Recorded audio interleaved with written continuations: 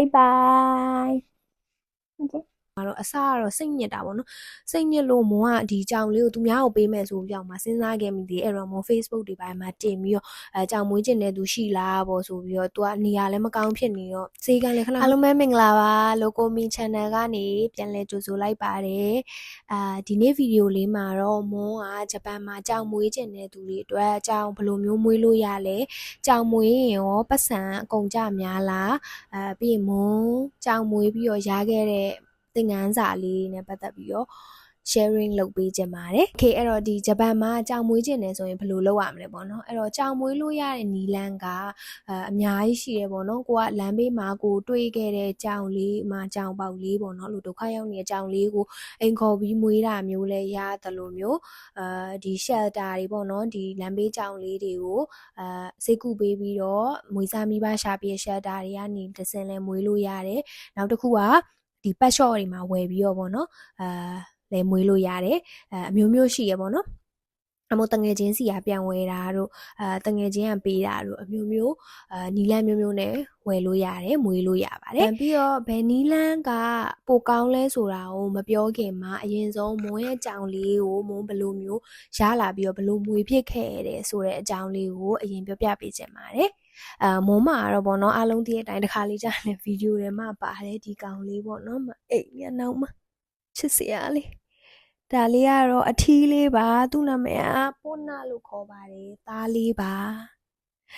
သူ့ကိုဘယ်လိုမျိုးရခဲ့တာလဲဆိုတော့မုံကပေါ့နော်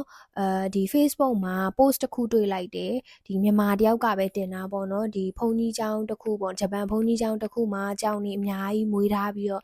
သူတို့အရန်မနိုင်တော့လို့ပေါ့နော်ဒီပေးခြင်းနဲ့ယူခြင်းတဲ့သူတွေရှိလားပေါ့နော်ဆိုပြီးတော့post တစ်ခုတွေ့လိုက်တယ်ပေါ့နော်အဲ့ဒီဟာကသူက shelter တွေဘာတွေတေချာအဲ့လိုပုံစံမျိုးလုပ်ထားအဖွဲ့အစည်းလည်းမဟုတ်ဘူးအဲ့ဒီအကြောင်းမှာရှိတဲ့ဂျပန်ဘုန်းကြီးလားတီလားရှင်လားတော့မသိဘူးပေါ့နော်တယောက်ကဒီကြောင်တွေကိုအဲ့လိုမျိုးမွေပေးထားတဲ့ပုံစံမျိုးပေါ့နော်အဲ့လိုမျိုးဆိုတဲ့အခါကျတော့အဲ့ဒါမောကလည်းအဲ့တော့ကြောင်ရန်မွေးကျင်နေပေါ့နော်မွေးကျင်တော့အစကတော့တော်တော်ဝေးတဲ့နေရာမှာရှိတဲ့အတွက်ရှင်းကန်းဆန်ပေါ့ကြည်စံရထားတို့ဘာလို့လဲသွားရမှာဆိုတော့မွန်းလဲဒါကတော့ကံပေါ့ကိုနဲ့ကန်ဆန်ရင်တော့ရမယ်ဆိုပြီးဒီတိုင်းပဲနေလိုက်တာပေါ့နော်သွားမေးပြီးတော့ဒီတိုင်းပဲနေလိုက်တယ်ဒါပေမဲ့အဲ့ဒီမှာကြောင်လိုခြင်းတဲ့အဖွဲ့ရှိတယ်ပေါ့နော်ကြောင်လိုခြင်းတဲ့အခြားလူတွေလည်းရှိတဲ့အတွက်အဲ့ထဲကတယောက်ကအမားတယောက်ကနေမှသူသွားခေါ်ပေးမယ်ပေါ့နော်သူ3កောင်ထိခေါ်ခဲ့ပေးမယ်ပေါ့နော်မွန်းတို့ကဒီရှင်းကန်းဆန်လက်မှတ်ဖိုးလေးပဲပြန်ပေးပါဆိုအားနဲ့မွန်းလဲတကောင်ယူမယ်ဆိုပြီးတော့ပြောလိုက်တာပေါ့နော်ပြောလိုက်ပြီးတော့တကယ်တော့ဒီမွန်းရဲ့ကြောင်လေးမွန်းယူခြင်းတဲ့ကြောင်လေးကသူနဲ့မောင်နှမတော်တယ်အမလေးပေါ့နော်သူကကြတော့ဒီအဲ့တွားယူပေးအမသူယူမယ်ဆိုပြီးတော့အဲ့လိုမျိုးသူကအရင်ဦးရတဲ့အတွက်မွန်းကသူနဲ့တူတဲ့ကြောင်လေးတစ်ကောင်ပေါ့နော်ခေါ်လာခဲ့ပေးပါဆိုသူနဲ့မောင်နှမဆိုတော့သူ့ကိုခေါ်လာရပေါ့နော်ခေါ်လာတော့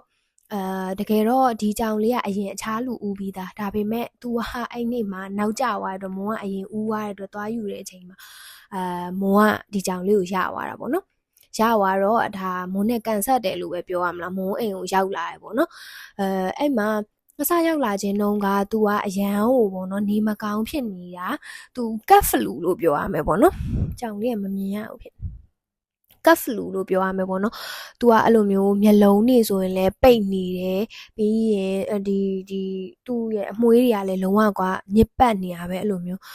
ပြီးတော့ပိန်နေရပဲတော်တော်ပိန်နေသူဟိုမှာအစာလဲဝဝလင်လင်မစားဘူးပေါ့နော်တော်တော်ပိန်နေရပြီးတော့သူ့ရဲ့ဒီပေါ့နော်ဟိုနှာခေါင်းကလည်းနှာရည်တွေကျပြီးတော့အဲ့လိုမျိုးခြီတာပေါ့နော်အရန်ရန်ကိုခြီတယ်နောက်တစ်ခုကသူ့ရဲ့ဒီလက်ပေါ့နော်ဒီလက်ကလက်သေးရလဲရှည်လွန်းပြီးတော့သူ့ရဲ့ဒီအောက်ကအသားကိုပေါ့နော်ပြန်ဆိုင်နေတဲ့အထိပေါ့နော်အဲ့လိုမျိုးဖြစ်နေတာပေါ့နော်အဲ့လိုမျိုးဖြစ်နေပြီးတော့တော်တော်တနာဖို့ကောင်းတယ်သူ့မှာအားလည်းမရှိဘူးအဲ့လိုမျိုးလေးငြိမ်ငြိမ်လေးပဲပေါ့နေနေအဲ့နဲ့မိုးအရင်ဆုံးဘာလောက်ကလဲဆိုတော့သူ့ကိုစေးကန်းပြရတယ်ဒီရေတွေပါတွေချိုးပေးလို့မရသေးဘူးပေါ့နော်သူ့အရင်ဆုံးတန်မအောင်လို့စေးကန်းအရင်ပြ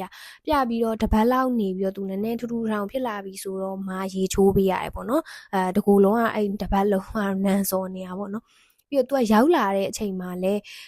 तू ကအရင်တော့အများကြီးနဲ့နေခဲ့ရတာပေါ့နော်အဲ့ကနေမှအခုဒီကိုရောက်လာတော့တကောင်နဲ့ဖြစ်သွားတော့အရန်အော်တယ်ပေါ့နော်ညဘက်ဒီအရန်2ပတ်3ပတ်လောက်ကအော်တော့မွန်လဲအိမ်မရအဲ့တော့ကတော့အစကတော့စိတ်ညစ်တာပေါ့နော်စိတ်ညစ်လို့မွန်ကဒီကြောင်လေးကိုသူများကိုပေးမယ်ဆိုပြီးတော့မှစဉ်းစားခဲ့မိသေးအဲ့တော့မွန် Facebook တွေပိုင်းမှာတင်ပြီးတော့ကြောင်မွေးကျင်တဲ့သူရှိလားပေါ့ဆိုပြီးတော့ तू ကနေရာလည်းမကောင်းဖြစ်နေတော့စေကန်းလည်းခဏသွားစေကန်းသွားရင်လည်း तू လုံးဝမကြိုက်တော့ကွာယုံရင်းဆန်ကတ်တွေဖြစ်ပြီးတော့အဲ့လိုမနှဲသွားရတာပေါ့နော်အဲ့ခါကျမွန်လဲစိတ်ညစ်လာပြီးတော့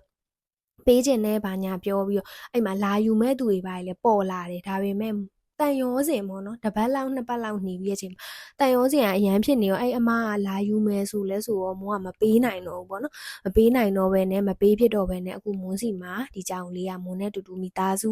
ဖြစ်နေတာ9နှစ်ရှိသွားပြီပေါ့နော်ပြီးတော့ तू ကလည်းအရန်လိမ့်မာတယ်အရန်လဲချွဲတတ်တယ်သူများတွေဘသူမဆိုပေါ့နော် तू ကဒဇိန်းဟိုလဲ तू ကခင်တယ်အရန်ချွဲတတ်ပြီးတော့အရန်သူ့ရဲ့ဒီပေါ့နော် behavior လေးပေါ့သူ့အကျင့်ပေါ့နော်အကျင့်ကအရန်ကိုချစ်စရာကောင်းတယ်ပြီးဘယ်တော့မှအဲ့သေးတွေပါဆိုလဲရှောက်မပေါက်ဘူးအိမ်သားဆိုလဲသူ့နေရာနဲ့သူပဲပေါက်တယ်အဲ့လိုပစ္စည်းတွေပါပြစ်ချတာအဲ့လိုမျိုးလုပ်တာလုံးဝမရှိဘူးအရန်ကိုလိမ်မှာညင်ကောင်းတဲ့ကြောင်လေးပေါ့နော်ဒါမွန်းလဲငငယ်တော့ကြောင်လေးအများကြီးမွေးဘူးလေဒါပေမဲ့သူ့ကိုဒါပထမဦးဆုံးသူ့လိုမျိုးကြောင်လေးကိုတွေ့ဘူးတာပေါ့နော်ပြီးတော့အရန်ချစ်ဖို့ကောင်းတယ်မကြည့်ချစ်ဆော့အဲ့လိုမျိုးပေါ့နော်အဲ့တော့သူလဲမွန်းစီရောက်လာတာကန်ကောင်းတယ်အဲ့မွန်းစီရောက်လာတော့မှကာကွယ်ဆေးလဲထိုးပေးရတယ်ပြီးတော့ဆေးလဲကုပေးနိုင်တဲ့အတွက်သူတဖြည်းဖြည်းနဲ့ကောင်းသွားတယ်ပေါ့နော်ဟိုမှာသာရှိနေလို့ရှင်ဘာဖြစ်သူစောစောစီပဲတေသွားမလားဘာလားတော့မသိဘူးပေါ့နော်ပြီးတော့ချူးတူဆိုတာလည်းလုံးဝမစားဘူးမွန်းစီရောက်မှစားဘူးပြီးတော့အဲ့ရတာကိုသိ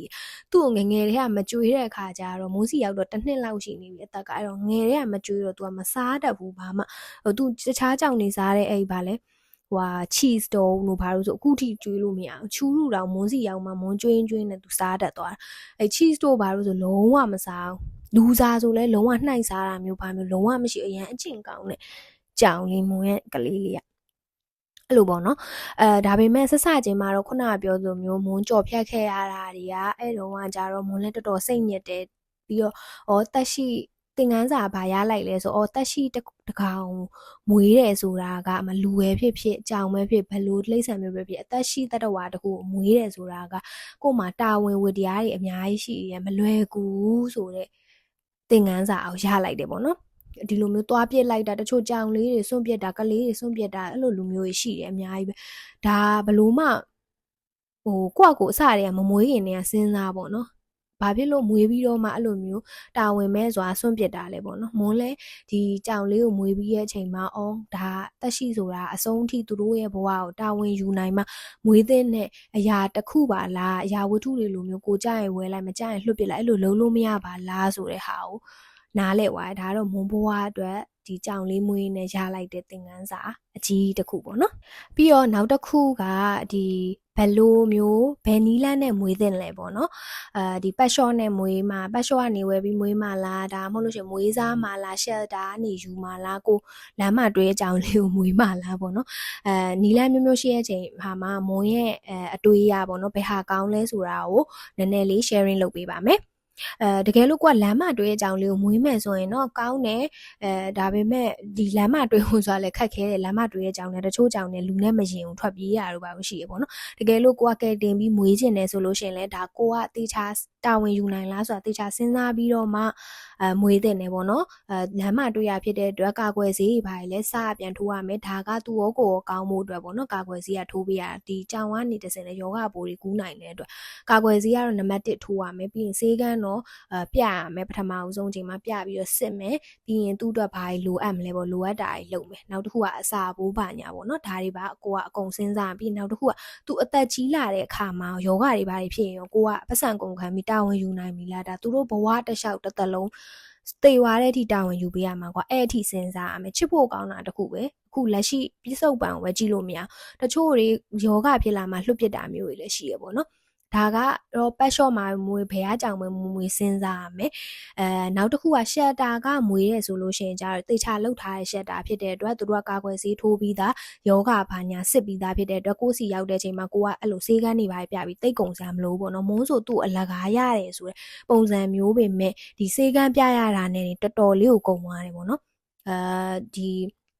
ဘာတွေလဲဆိုတော့ဒီသူနရွက်မှာအဲ့ဒီယောဂဖြစ်သေးတယ်နရွက်ကသွေးပေါ့နော်သွေးအိတ်တယ်ခွေးတွေမှာဖြစ်များတဲ့ဟာလိုမျိုးအဲ့ဒါတော့ကလည်းသူခွဲစိတ်မှုလုပ်ရတယ်ပြီးတော့ဒီသူ့ရဲ့ဟိုဟာပေါ့နော်တင်းတာပေါ့နော်တင်းတာတော့ကလည်းဆေးရုံတွေပါတက်ကားတယ်ပြီးရင်သူခုနကဆဆလာခြင်းနေမကောင်းတဲ့ဖလူဖြစ်သွားလဲဆေးကန်းအောင်တစ်ပတ်ကို2ခါလောက်သွားတာတော်တော်ကုန်တယ်ပေါ့နော်